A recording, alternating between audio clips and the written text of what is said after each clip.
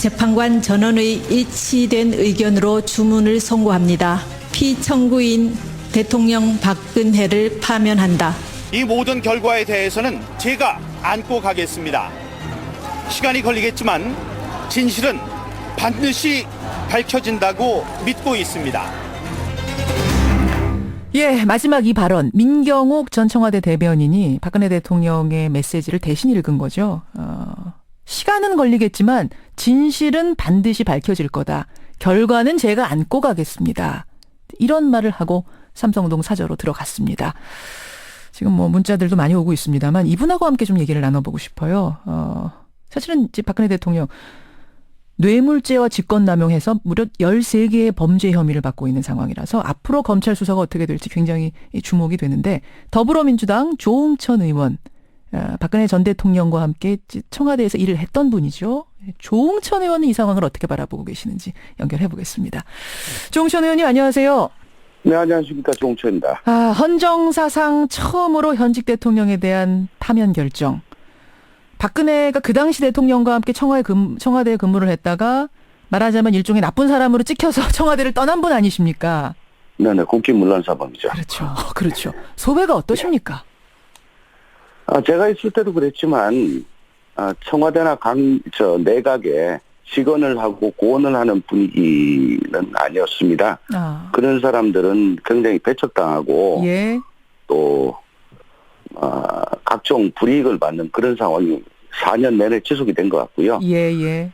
예, 결과적으로 뭐 비선 실세라든가 뭐 문고리 또 황교안 권한대행을 비롯한 온 내각이 무능하거나 용기가 없거나 소명의식이 없는 그런 사람들한테 둘러싸여가지고 예. 4년 동안 벌거벗은 임금님 노릇을 한 거라고 생각합니다. 4년 동안 벌거벗은 임금님 노릇하다가 이제 내려왔구나 이런 생각이 네. 드셨어요. 네. 근데 어제 내려오면서 자신의 네. 집으로 들어가면서 대변인을 통해서 메시지를 던졌는데 사실은 뭐 어쨌든 뭐 승복하겠습니다 이런 메시지가 나오기를 많은 국민들이 80%가 기대했겠습니다만 의외의 메시지. 시간은 걸리겠지만 진실은 반드시 밝혀질 거다 이런 메시지를 남기고 집으로 들어갔습니다. 네. 어떻게 들으셨어요? 참 대통령께서 이 헌법재판소 탄핵 심판 최후 진술에 예. 그렇게 말씀하셨죠. 앞으로 뭐 어떤 상황이 오든지 우리 대한민국과 국민을 위해 가지고 예. 혼란을 조속히 극복하는 일에 최선을 다하겠다. 이런 말씀을 그때 서면 진술서에 했습니다. 하셨어요. 예. 그래서 저는 3명의 그 친박 집회 참가자가 사망을 한 그런 상황이고 그렇죠. 또 이런 극단적인 혼란이 언제까지 지속될지 모르는 그런 상황에서 예. 그래도 국민 통합에 도움이 되는 말씀을 하실 거 아닌가라고 일말의 기대를 했었는데 예. 참 많이 놀랐습니다. 놀라셨어요. 예. 아마 저 자신의 지지자들에 대해서 감사하다. 그러니까 전체 국민이 아니고요. 믿고 따라준 국민들한테 감사하다. 지지자들에게 감사하다. 예, 감사하다 하셨고 또 시간 걸리겠지만 진실은 밝혀진다. 예. 이거는 삼성동 사저를 진지로 해서 끝까지 농성하고 투쟁하겠다. 또 검찰 수사에 적극적으로 응할 의사가 없다.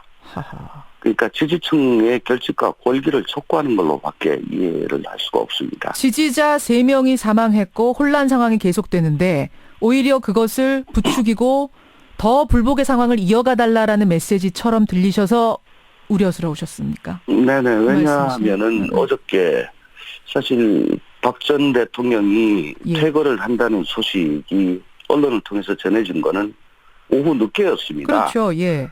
근데 수백 명의 지지자들이 아침부터 그 사저 앞에서 태극기를 들고 어떻게 보면 박 전 대통령의 사저 귀환을 기다리는 듯한 그런 모습을 계속 나왔어요. 예. 그러니까 언론도 모르는 그런 연락을 받고 지지자들이 거기서 대기를 한 것 아닌가. 네. 정말 언론도 몰랐거든요. 언론도 네네. 몰랐는데 지지자들은 뭔가 연락을 받고 대기를 한 게 아닌가? 네네. 그 말씀은 그럼 어떻게 해석하시는 거예요? 그러니까 어버이연합을 지원하고 한 걸로 의심을 받는 예.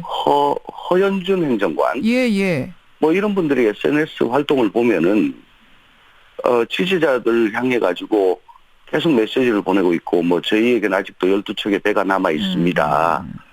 이런 SNS를 올린 걸로 봐서는 예. 친박 집회 주도자들과는 일정 연결고리가 있는 걸로 그렇게 생각이 됩니다.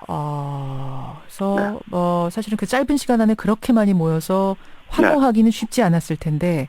그리고 40일 동안 예. 향후 40일 동안 삼성동 사저 앞에서 예. 집회 신고를 한 걸로 지금 해놨죠. 밝혀지고 있거든요. 그렇죠. 그러면 40일 동안 사저 골목 앞에서 태극기를 흔들고 모여 있으면 예. 검찰이 압수영장을 들고 가서 혹은 체포영장을 들고 가서 예.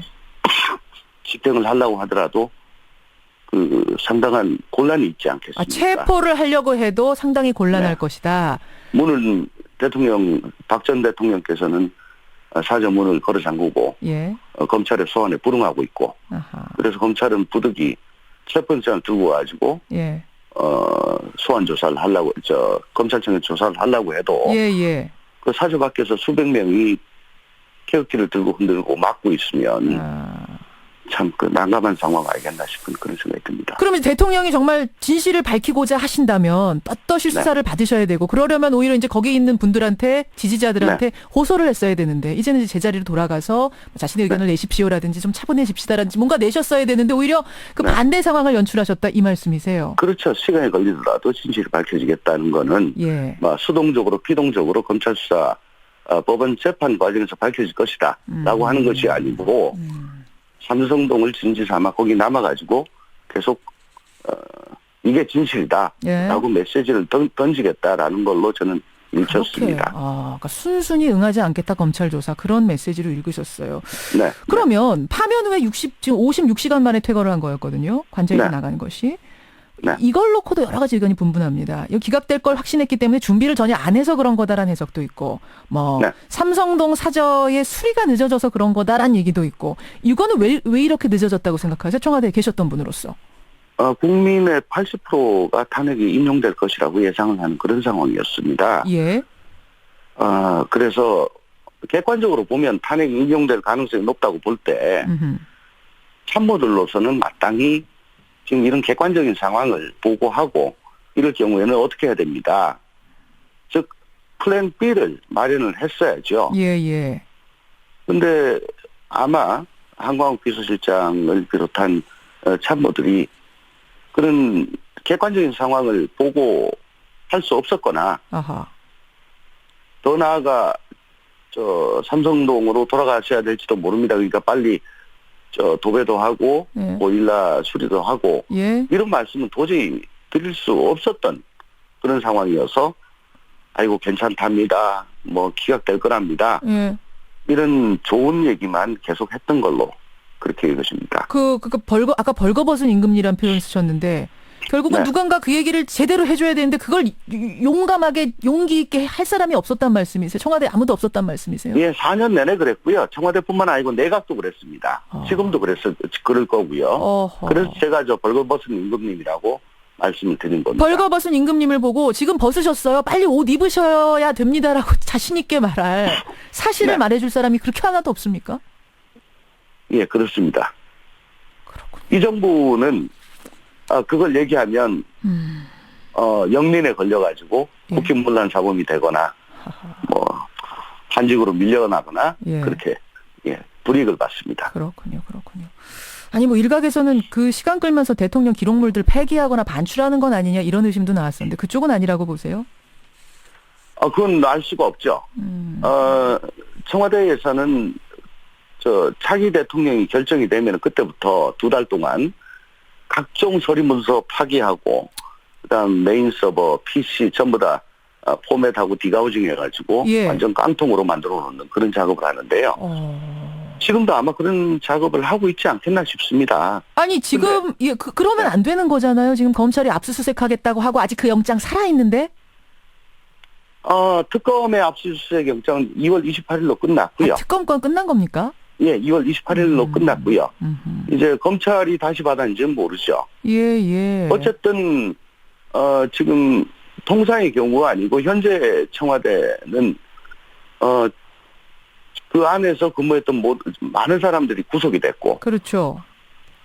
방금까지 근무했던 대통령은 뇌물 등의 피해자로 지금 돼 있는 상황입니다. 그렇죠. 예. 그리고 청와대 자체가 범행 장소고요. 예. 그래서 지금이라도 당장 황교안 대행이 청와대 쪽에다가 지금 그런 식으로 하면 대통령 기록물 관리법 위반이 되고 혹은 형법상 증거인멸죄에 해당할 소지가 있다. 예. 이런 걸 주지시키고 메시지를 똑바로 전하고. 손을 댈 수 없도록 그렇게 조치를 해야 됩니다. 예. 나중에 큰 문제가 생길 수 있습니다. 알겠습니다. 그 부분이 상당히 우려된다. 중요한 말씀 해주셨어요. 네. 이제 시간이 한 30초 남았는데 이제 벌써 박근혜 전 대통령이 됐습니다. 박근혜 전 대통령. 박근혜 전 대통령에게 보내는 뭐 조언이랄까요? 꼭 앞으로 좀 이렇게 해주십시오. 한 말씀 하신다면? 대통령 취임 때 하셨던 선서를 좀 상기하시고요. 그래도 국가 원수로서 4년 동안 재직을 하셨던 분이 대한민국이 앞으로 어떻게 돼야 될지, 국민이 어떻게 통합돼야 될지, 한 단계 더 발전한 대한민국을 위해서 내가 할 수 있는 일이 뭔지, 그걸 꼭 좀 생각하시고, 아무리 주관적으로는 억울하시더라도 대한민국의 100년 대계를 위해 가지고 좀 자신이 화도 좀 누르시고 희생하는 그런 모습을 좀 보여주셨으면 앞으로 아마 그래도 좀 역사에 좋은 평가를 받지 않겠나 하는 그런 말씀입니다. 당부의 얘기. 지금 청취자 질문들이 들어오는데 출국 금지 해야겠습니까? 어떻게 생각하세요? 출국 금지는 당연히 할 거라고 당연히 보십니다. 해야 됩니다. 설마 근데 대통령까지 지냈던 분이 이런 상황에서 검찰 수사 받아야 된다는 상황에서 외국을 가실까요? 그건 뭐 알 수가 없고요. 지금까지 하셨던 그 언행에 의하면 또 전직 대통령 예우에 관한 법률에 보더라도 7조에 탄핵을 받으면 전직 대통령 예우를 하지 아니한다 하는 게 있지만 있죠. 또 형사처분을 회피할 목적으로 외국 정부에 도피처 또는 보호를 요청한 경우에도 탄핵과 동일하게 예우를 하지 않습니다. 그래요. 출국 금지 네네. 필요하다. 네네. 가시려면 가실 수도 있는 분이라는 생각이 드세요? 그러고요. 검찰이 뭐 자신들의 수사 의지를 과시하기 위해 가지고 제일 먼저 요구부터 할 겁니다. 알겠습니다. 여기까지 말씀 듣죠. 조홍천 의원님 고맙습니다.